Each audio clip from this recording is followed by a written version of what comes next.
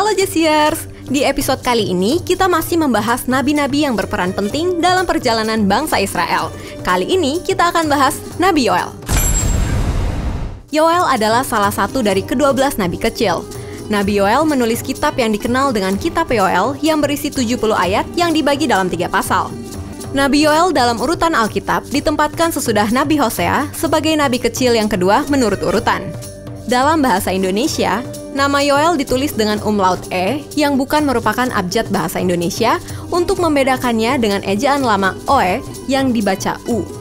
Nama Yoel hanya disebutkan 2 kali dalam Alkitab, yakni dalam Yoel 1 ayat 1 dan Kisah Para Rasul 2 ayat 16. Latar belakang Nabi Yoel.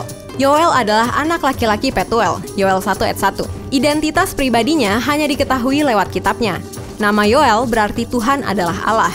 Sebuah tradisi menyatakan bahwa ia berasal dari Betom di suku Ruben. Dalam 1 Tawarik 24 ayat 16, seorang pria bernama Petayah disebutkan. Beberapa orang menghubungkannya dengan ayah Yoel, Petuel, mengklaim atas hal ini bahwa Yoel berasal dari keluarga imam, tetapi klaim ini serta klaim lainnya tidak dapat dikonfirmasi. Nabi Yoel diperkirakan hidup setelah kembalinya Israel dari pembuangan di Babel. Kehidupan religius kerajaan Yehuda di selatan Israel waktu itu cukup kuat dikuasai oleh para imam. Bait Allah sudah dibangun dan digunakan sebagai tempat ibadah. Negara dalam kondisi politik dan keagamaan yang baik. Bangsa Israel hidup dalam semangat beribadah yang tinggi yang ditunjukkan dengan semangat umat untuk bertobat dan berdoa. Akan tetapi, kondisi tersebut menyebabkan Israel menjadi kelompok yang sangat terbatas hanya memikirkan kepentingan ke dalam dan kurang berperan dalam lingkungan yang lebih luas. Sebagaimana dengan asalnya, maka lokasi pelayanan Nabi Yoel terletak di Kerajaan Selatan, yakni Yehuda dalam periode tahun 930 sebelum Masehi sampai 722 sebelum Masehi. Masa kehidupannya berada dalam masa pemerintahan Yoas. Isi pelayanan Yoel. Tema besar kitab yang Yoel tulis adalah Hari Tuhan yang besar dan mengagumkan. Pemberitaan tentang Hari Tuhan oleh Nabi Yoel bukanlah baru pertama kalinya diberitakan. Sebelumnya sudah pernah diberitakan oleh nabi-nabi terdahulu seperti Nabi Amos. Dalam kitabnya, Yoel menceritakan tentang bencana yang menimpa umat Israel dan ajakan Nabi Yoel kepada para imam dan seluruh umat untuk bertobat. Bencana alam merupakan pendahuluan sebelum datangnya hari Tuhan atau akhir zaman. Pewartaan Yoel berada di antara nubuatan dan apokaliptik. Ia mewartakan bahwa hari Tuhan sudah dekat atas dasar penglihatannya di dalam tulah belalang yang menghancurkan segala tumbuh-tumbuhan, terutama yang ada di kebun-kebun. Hal ini menjadi tanda eskatologis mengenai kedatangan hari Tuhan. Ia menyerukan kepada bangsanya untuk mengadakan hari puasa.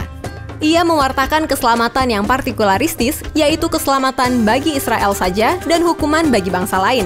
Yoel meyakinkan orang-orang bahwa melalui pertobatan, mereka akan kembali menerima berkat-berkat dari Allah. Yoel 2 ayat 12-14. Garis besar Kitab Yoel.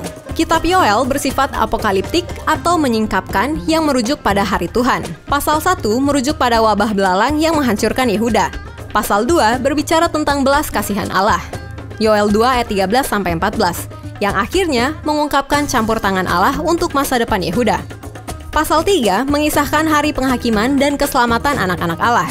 Dikutip dalam karya-karya sastra seperti komedi Ilahi Dante, Lembah Yosafat, Yoel 3 ayat 2 dan Yoel 3 ayat 12 adalah nama simbolis untuk tempat penghakiman terakhir.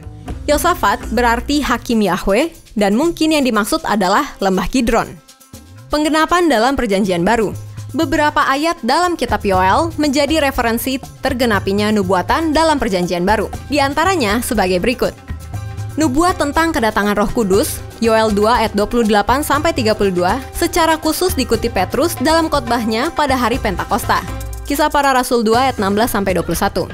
Ajakan Petrus dalam Kisah Para Rasul 2 ayat 21, 37-41 kepada banyak orang yang berkumpul pada hari raya Yahudi itu mengenai perlunya berseru kepada nama Tuhan dan menerima keselamatan telah diilhami sebagian oleh apa yang dikatakan Yoel. Yoel 2 ayat 32, Yoel 3 ayat 14. Tanda-tanda apokaliptis di langit yang dinubuatkan Yoel akan terjadi pada akhir zaman. Yoel 2 ayat 30-31.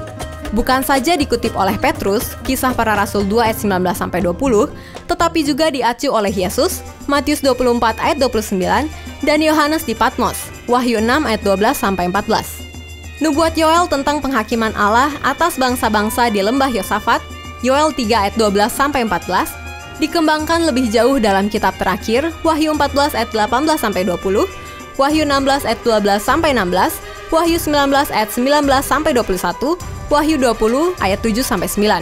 Nah, itulah fakta menarik mengenai Nabi Yoel. Oke, segitu dulu ya Jesiers. Jika ada usulan atau pertanyaan, silakan masukkan di kolom komentar.